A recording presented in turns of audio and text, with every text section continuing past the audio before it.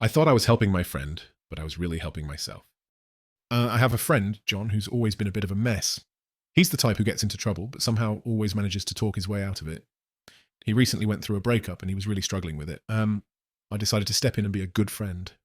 He had no place to stay, so I let him crash at my place for a while. It wasn't ideal, but he's my friend, and I figured I could help him out until he got back on his feet.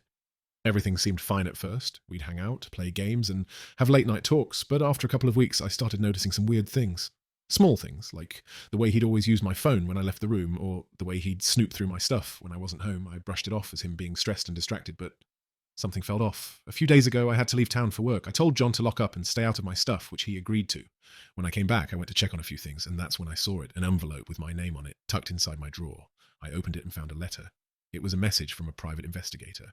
The investigator had been hired to find out more about me, my finances, my habits, everything. At first, I thought it was some sort of prank.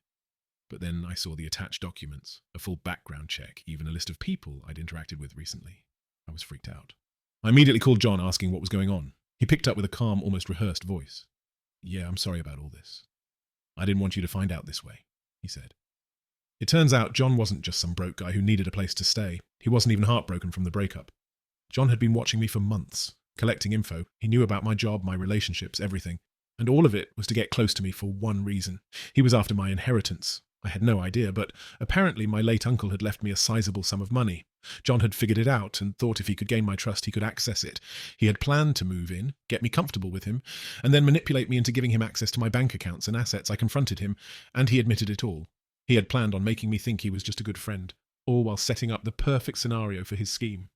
I called the cops, and he was arrested. I guess the biggest twist of all, I had no idea my uncle had left me anything.